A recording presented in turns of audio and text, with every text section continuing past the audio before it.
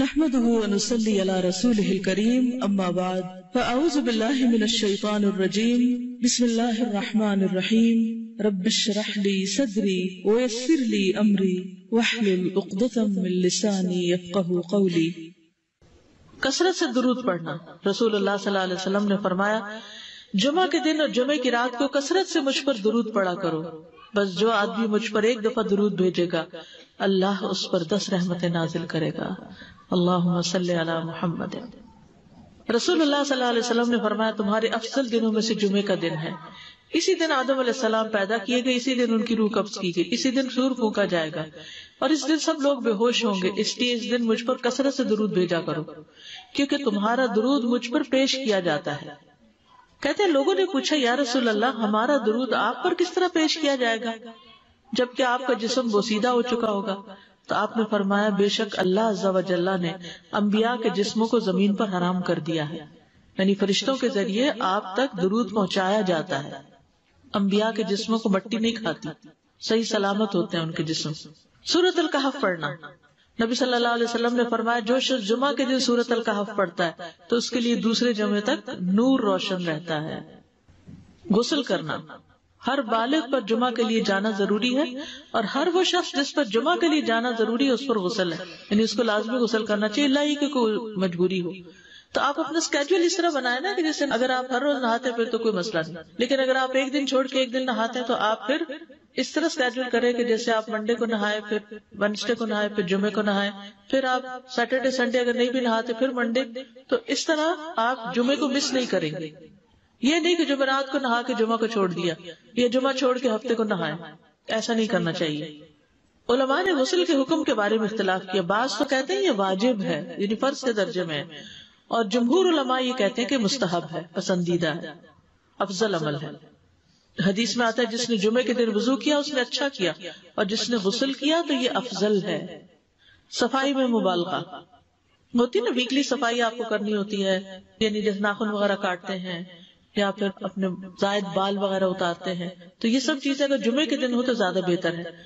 نبی صلی اللہ علیہ وسلم نے فرمایا جو شخص جمعے کے دن اچھی طرح غسل کرے، اچھی طرح سنوار کر وضو کرے، اپنے بہترین لباس میں سے پہنے، یعنی جمعے کے دن باقی دنوں کی نسبت اچھا لباس پہنے، اللہ نے اس کی قسمت میں گھر والوں کی جو خوشبو لکھی ہو وہ لگا لے، یعنی گھر میں جو بھی خوشبو ہے، پھر جمعہ پڑھنے آئے تو لغو کام نہ کرے، 2 آدمیوں کے درمیان جدائی نہ کرے، یعنی 2 لوگ بیٹھے ان کے بیچ میں گھس کے بیٹھ جائے۔ اس جمعے اور دوسرے جمعے کے درمیان کے پورے ہفتے کے گناہ معاف کر دیے جاتے ہیں۔ پھر مسواک کرنا۔ جمعے کی سنتیں بتاتے ہوئے آپ نے فرمایا اور تم پر مسواک کرنا لازم ہے۔ اچھا لباس پہننا۔ نبی صلی اللہ علیہ وسلم نے فرمایا اگر ممکن ہو تو جمعہ کے لیے اپنے کام کاج کے کپڑوں کے علاوہ 2 کپڑے اور بنا رکھنے میں کیا حرج ہے؟ اسپیشل ڈریس رکھے جو جمعے کو ہی پہن لیں۔ خوشبو لگانا، یعنی خوشبو لگائے، حدیث میں آتا ہے چاہے وہ عورت کی خوشبو سے ہو، یعنی آپ کی اپنی نہیں بیوی کی خوشبو پڑی ہو وہی لگا لو، لیکن لگاؤ۔ تیل لگانا۔ جو شخص جمعہ کے دن غسل کرے اور جس قدر ممکن ہو پاکیزگی حاصل کرے اور اپنے تیل میں سے تیل لگائے یا اپنے گھر کی خوشبو میں سے خوشبو لگائے، پھر نکلے کہ 2 آدمیوں کے درمیان تفریق نہ کرے، جتنی مقدرہ نماز پڑھ لے، اور جب امام بات کرے تو خاموش رہے۔ اس جمعے سے لے کر دوسرے جمعے تک اس کے گناہ بخش دیے جاتے ہیں۔ جمعہ کا وقت۔ سورج ڈھلتے ہی جمعہ پڑھنا۔ سورج ڈھلتے ہی جمعہ پڑھنا، اول وقت جمعہ پڑھنا، بہت لیٹ نہیں کرنا چاہیے۔ ایاس بن سلمہ بن عقبہ اپنے والد سے روایت کرتے ہیں، انہوں نے کہا کہ ہم رسول اللہ صلی اللہ علیہ وسلم کے ساتھ جمعے کی نماز پڑھ کر واپس لوٹتے تھے تو دیواروں کا سایہ اتنا نہیں ہوتا تھا کہ ان سے اپنے آپ کو سایہ مہیا کیا جا سکے، یعنی ابھی سورج بہت تھوڑا ڈھلا ہوتا تھا۔ ہاں گرمی کی شدت میں تاخیر کی اجازت ہے۔ مسجد میں داخلہ۔ مسجد کی طرف جلدی نکلنا۔ تحیت المسجد ادا کرنا۔ عمر بن دینار کہتے ہیں انہوں نے جابر رضی اللہ عنہ کو کہتے ہوئے سنا کہ ایک شخص جمعہ کے دن مسجد میں داخل ہوا اس حال میں کہ نبی صلی اللہ علیہ وسلم خطبہ دے رہے تھے، تو آپ نے فرمایا کیا تم نے نماز پڑھی؟ اس نے کہا نہیں، تو آپ نے فرمایا کھڑے ہو 2 رکعتیں پڑھو۔ اب یہ بڑا اہم مسئلہ ہے، مسجد میں داخل ہو چاہے خطبہ ہو رہا ہو 2 رکعت پڑھے بغیر نہ بیٹھو، ٹھیک ہے؟ اور یہ کیا ہے؟ دراصل تحیت المسجد، یہ جمعے کی سنتیں نہیں ہیں، یہ کیا ہے؟ تحیت المسجد ہے، اور مختصر پڑھی جائیں، یعنی امام جب خطبہ دے رہا ہو تو چاہیے کہ 2 رکعتیں پڑھے اور دونوں میں اختصار کرے. نماز سے قبل ہلکا بنانے کی ممانعت. مثلا آپ جلدی چلے گئے تو یہ نہیں کہ ایک گروپ بنا کے آپس میں گپ شپ شروع کر دیں, نہیں, سیدھے ہی لائنوں میں بیٹھیے. انتظار کا وقت کیسے گزاریں گے؟ نفل پڑھ کے بیٹھ گئے, ذکر اذکار کریں, قبلے کی طرف رخ کر کے لائنوں میں بیٹھے. ہلکا نہیں بنائے, بیٹھ کے خرید و فروخت نہیں کریں. تاخیر سے آنے پہ گردنیں پھلان کے نہ آگے جائیں. رسول اللہ صلی اللہ علیہ وسلم نے فرمایا ٹیک لگا کے مت کھاؤ. یہ عام ایک ادب بتایا, یعنی اس طرح ٹیک لگا کے نہیں کھاؤ, کھانے کے وقت سیدھے ہو جاؤ. چھنے ہوئے آٹے کی روٹی نہ کھاؤ, میدا. مسجد میں کوئی جگہ مقرر نہ کرو کہ یہ میری جگہ ہے, آپ کیوں آج یہاں کھڑی ہوگی, کہ تم اسی میں ہی نماز پڑھو. کچھ لوگ ہوتے ہیں نا, آ کے مخصوص جگہ ہی پڑھتے ہیں, اگر کوئی اور وہاں ڈسٹرب ہو جاتے ہیں. اور جمعہ کے دن لوگوں کی گردنیں نہ پھلانگو, ورنہ اللہ تمہیں قیامت کے دن لوگوں کے لیے پل بنا دے گا. کیونکہ بہت اذیت کی بات ہے نا, بیٹھے لوگ باقاعدہ بازو کا کندھوں پہ ہاتھ رکھ کے اس کو تنگ کر اس کو تنگ کر, تو یہ نہیں کرنا چاہیے. اگر آپ کو اٹھنا بھی پڑ گیا بیچ میں تو واپسی پہ پیچھے کھڑے ہو جائیے, اگلی لائن مل جائے گی. جی یہ تو بہت ضروری بات آپ نے کی کہ جب لوگ مسجد آئے تو پہلی صف میں بیٹھے, یعنی پہلی چھوڑ کے آخری میں بیٹھ جائیں اور پھر لوگ ان کی گردنیں پلانگتے رہیں, دوسروں کے لیے فتنہ بننا. جابر بن عبداللہ رضی اللہ عنہ سے روایت ہے کہ جمعے کے دن رسول اللہ صلی اللہ علیہ وسلم خطبہ ارشاد فرما رہے تھے کہ ایک آدمی مسجد میں داخل ہوا, وہ قریب آ کر بیٹھنے کے لیے لوگوں کے اوپر سے گزرنے لگا. رسول اللہ صلی اللہ علیہ وسلم نے فرمایا بیٹھ جاؤ, تحقیق تم نے لوگوں کو تکلیف پہنچائی اور دیر سے آئے. یہ عربی کے الفاظ بڑے خوبصورت ہیں. اجلس فقد آذیت و آنیت, کتنی جامع زبان ہے یہ. اجلس فقط آذیت, تو نے اذیت دی, و آنیت, اور دیر سے آئے. تو اس سے منع کیا گیا. کسی کو اس کی جگہ سے نہ اٹھانا. جابر رضی اللہ عنہ نبی صلی اللہ علیہ وسلم سے روایت کرتے ہیں, آپ نے فرمایا تم میں سے کوئی شخص جمعہ کے دن اپنے بھائی کو کھڑا نہ کرے کہ پھر دوسری طرف سے آ کر اس کی جگہ پہ خود بیٹھ جائے, بلکہ جو آئے وہ کہے جگہ کشادہ کرو, ہمارے لیے بھی جگہ بناؤ, یہ کہے. خطبہ جمعہ اور اس کے آداب. خطبہ جمعہ کی اہمیت. جب اذان ہو جائے تو کیا کرے انسان؟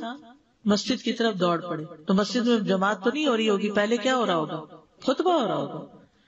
امام کے خطبے سے پہلے سلام کرنا. نبی صلی اللہ علیہ وسلم جب ممبر پر چڑھتے تو حاضرین کو السلام علیکم کہتے. امام کا کھڑے ہو کر خطبہ دینا. رسول اللہ صلی اللہ علیہ وسلم کھڑے ہو کر خطبہ دیتے, پھر بیٹھ جاتے, پھر کھڑے ہوتے اور کھڑے ہو کر خطبہ دیتے, یعنی بیچ میں تھوڑا سا بیٹھ بھی جاتے تھے. جس نے تمہیں یہ خبر دی کہ آپ بیٹھ کر خطبہ دیتے تھے تو تحقیق اس نے جھوٹ بولا. بس یقیناً اللہ کی قسم میں نے آپ کے ساتھ 2000 سے زائد نمازیں پڑھی ہیں, یعنی جن میں بہت سے جمعے بھی آئے ہیں, تو ایسا کچھ نہیں. امام کا 2 خطبے دینا, یعنی کھڑے تھے پہلے, پھر ذرا بیٹھ گئے, پھر دوسری دفعہ اٹھے, تو یہ 2 خطبے ہو گئے. مختصر خطبہ دینا. آپ کے خطبات چند کلمات ہوا کرتے تھے, بہت لمبی تقریریں نہیں. آپ کا خطبہ درمیانہ ہوتا تھا. نبی صلی اللہ علیہ وسلم نے فرمایا آدمی کا نماز کو لمبا کرنا اور خطبے کو مختصر کرنا اس کی سمجھداری کی علامت ہے. بس نماز لمبی کرو, خطبہ مختصر کرو, کیونکہ بعض بیان جادو جیسا اثر رکھتے ہیں, یعنی تھوڑے بھی بات کرو گے تو دل میں چلی جائے گی. نماز پہ زیادہ توجہ. نبی صلی اللہ علیہ وسلم کا خطبے میں سورۃ قاف پڑھنا. حارثہ بن نعمان کی بیٹی سے روایت ہے, کہتی ہے کہ میں نے سورۃ قاف رسول اللہ صلی اللہ علیہ وسلم سے سن کر حفظ کر لی. آپ ہر جمعے کو خطبے میں پڑھا کرتے تھے. سامعین کا امام کی طرف رخ کرنا, یعنی جمعے کے دن یہ نہیں کہ آپ کرسی لگا کے کسی اور طرف منہ کر کے بیٹھ جائیں اور جب جماعت ہو تو پھر صف میں کھڑے. نہیں, آپ صف میں بیٹھے ہو, کس طرف وہ ہو؟ قبلہ رخ ہو. امام سامنے ہی ہوگا نا قبلے کی طرف. ایک صحابی کہتے کہ جب آپ ممبر پہ چڑھتے تو ہم اپنے چہروں کے ساتھ آپ کی طرف متوجہ ہوتے, ادھر ادھر نہیں دیکھتے تھے خطبے کے دوران. امام کے قریب بیٹھنا. اللہ کے نبی صلی اللہ علیہ وسلم نے فرمایا ذکر میں حاضر ہوا کرو, یعنی خطبہ میں, اور امام کے قریب بیٹھا کرو. بے شک آدمی دور ہوتا رہتا ہے حتیٰ کہ وہ جنت میں بھی پیچھے ہی ہوگا, اگرچہ وہ اس میں داخل بھی ہو جائے. تاخیر کی اتنی مذمت ہے. خاموشی سے خطبہ سننا, یعنی بات نہیں کرنی چاہیے, کوئی اہم بات بھی نہیں پوچھنی چاہیے. ابن مسعود سے روایت ہے کہ انہوں نے ابی ابن کعب سے قرآن کی کسی آیت کے بارے میں سوال کیا جبکہ اللہ کے نبی خطبہ دے رہے تھے, تو انہوں نے اعراض کیا اور کوئی جواب نہ دیا. پھر جب آپ نے نماز پڑھائی تو ابی کہنے لگے تمہارا جمعہ ہی نہیں ہوا. تو ابن مسعود نے رسول اللہ صلی اللہ علیہ وسلم سے پوچھا تو آپ نے فرمایا ابی نے سچ کہا, کوئی بات کرنے کی اجازت نہیں، یہ کہنے کی بھی کہ چپ ہو جاؤ یہ بھی اجازت نہیں۔ عبداللہ بن مسعود کہتے کہ جب امام جمعہ کے لیے آ گیا پھر تمہارا اپنے ساتھی سے یہ کہنا کہ خاموش رہو لغویت کے لیے کافی ہے، یہ بھی لغو بات ہے۔ کوئی لغو حرکت نہ کرنا، کنکریوں سے نہ کھیلنا، فون سے نہیں کھیلنا، میسجز چیک نہیں کرنا، انگلیوں میں انگلیاں ڈال کے پٹاخے نہیں بجانا، گوٹ مار کے نہیں بیٹھنا۔ گوٹ مار کے کیسے بیٹھتے ہیں؟ گھٹنے اوپر کر کے اور یوں ایسے گھٹنوں کے گرد ہاتھ ڈال کے۔ کئی دفعہ ایسے نظر آتا ہے کہ خطبے میں لوگ اس طرح بیٹھے ہوتے ہیں کیونکہ پتہ نہیں ہے، یعنی آپ چوکڑی مار سکتے ہیں۔ آپ سب سے افضل پوزیشن تو یہ ہے کہ جیسے نماز کے اتحیات میں ہم بیٹھتے ہیں، لیکن کچھ لوگ اس طرح بیٹھ نہیں سکتے، چلے کرسی میں بیٹھ جائیں۔ اگر کرسی نہیں ہے نیچے بیٹھے ہیں تو چوکڑی مار کے بیٹھ جائیں، مگر ٹانگیں اس طرح پیٹ کے ساتھ لگا کے گھٹنوں پہ ہاتھ کو بل دے کے اس طرح نہیں بیٹھے۔ اگر مجبوری ہے تو وہ اور بات ہے، لیکن یہ کہ بلا وجہ نہیں کرنا چاہیے کیونکہ ادب کے خلاف ہے۔ اونگ آنے پر جگہ بدلنا، نبی صلی اللہ علیہ وسلم نے فرمایا اگر جمعہ کے دن کسی کو مسجد میں اونگ آنے لگے تو اپنی اس جگہ کو دوسری جگہ سے بدل لے۔ کہ بعض اوقات ایسا ہوتا ہے نا خطبے کے وقت بڑی سکینت ہوتی ہے اور آخری خطبہ تو آپ نیند میں ہی سنتے ہیں۔ نماز جمعہ کی رکعت 2 رکعت ہے فرض بس۔ جمعہ کی نماز 2 رکعتیں ہیں اور ان دونوں میں قرات ہوتی ہے۔ نبی صلی اللہ علیہ وسلم جمعے میں سبح اسم ربک الاعلی اور هل اتاک حدیث الغاشیہ پڑھتے۔ کبھی جمعہ اور عید کٹھے ہو جاتے تب بھی دونوں نمازوں میں یہی سورت پڑھتے تھے، ٹھیک ہے۔ اسی طرح صبح کی نماز میں جمعے کے دن الف لام میم التنزیل اور هل اتی علی الانسان کی قرات کرتے اور نماز جمعہ میں سورۃ الجمعہ اور منافقین کی تلاوت کرتے، یعنی یہ بھی ملتا ہے۔ فرض کے بعد 2 رکعت پڑھنا، عبداللہ بن عمر سے روایت ہے انہوں نے رسول اللہ صلی اللہ علیہ وسلم کی نفل نماز کو بیان کیا اور کہا کہ آپ جمعے کے بعد کوئی نفل نماز نہیں پڑھتے تھے حتیٰ کہ واپس تشریف لے جاتے، پھر اپنے گھر میں 2 رکعت پڑھتے تھے۔ اب جو لوگ گھر نہیں جاتے تو پھر وہیں پر وہ پڑھ لیتے ہیں، ورنہ آپ صلی اللہ علیہ وسلم اپنی سنتیں وغیرہ گھر میں پڑھتے تھے۔ اور اسی طرح 4 بھی پڑھی جا سکتی، 2 بھی ہیں 4 بھی ہیں۔ آپ صلی اللہ علیہ وسلم نے فرمایا جب تم میں سے کوئی جمعہ پڑھ چکے تو اس کے بعد 4 رکعتیں پڑھے، یہ آپ کا حکم ہے۔ تو جب آپ کا 2 چیزیں ہوتی ہیں سمجھنے کے لیے، ایک آپ کا فعل ہوتا ہے اور ایک آپ کا حکم ہوتا ہے، تو ہمارے لیے کیا ہے جو آپ کا حکم ہو۔ جمعے کے بعد کوئی اور نماز پڑھنے سے پہلے گفتگو کرنا، یعنی سنت پڑھنے سے پہلے گفتگو کرنا۔ اسما بن مالک سے مرفوعاً روایت ہے کہ جب تم میں سے کوئی آدمی جمعہ کی نماز پڑھے تو اس کے بعد اس وقت تک کوئی نماز ادا نہ کرے جب تک کسی سے کلام نہ کرے یا اس جگہ سے نکل نہ جائے۔ پہلے منع تھا، اب کوئی نہ کوئی بات کر لینی چاہیے، نہیں سمجھ آئی؟ یعنی جمعہ پڑھ لیا آپ نے اور پھر کسی سے آپ سلام دعا کر لیں، اس کے بعد سنت پڑھیں یا نفل جو بھی، ٹھیک ہے۔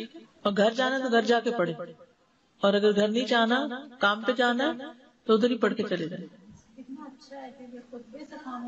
کتنا پیارا ہے ہمارا دین کہ اتنا لمبا بھی چپ کا روزہ نہیں رکھوایا۔ بالکل۔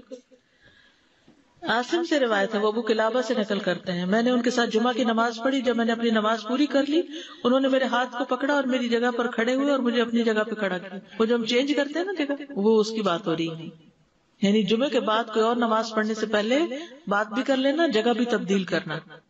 لیکن اگر کچھ لوگ پہلے سے ہی آپ کی سنتیں شروع کر چکے اور کوئی چینج کرنے والا نہیں تو پھر پڑھ لیجئے۔ یعنی یہ مستحب اعمال ہے، ان میں ایسا نہیں کہ کوئی گناہ لازم ہو جائے گا، لیکن افضل یہ ہے، افضل سے اجر زیادہ ہو جاتا ہے۔ جمعہ کے دیگر احکام، 1 رکعت پانے پر بھی جمعہ ادا ہو جاتا ہے، یعنی اگر کسی کو رش مل گیا، پارکنگ نہیں ملی اور 1 رکعت میں بھی پہنچ گیا تو جمعہ ہو گیا۔ امام سے دعا کا کہنا، انس کہتے ہیں کہ ایک سال نبی صلی اللہ علیہ وسلم کے عہد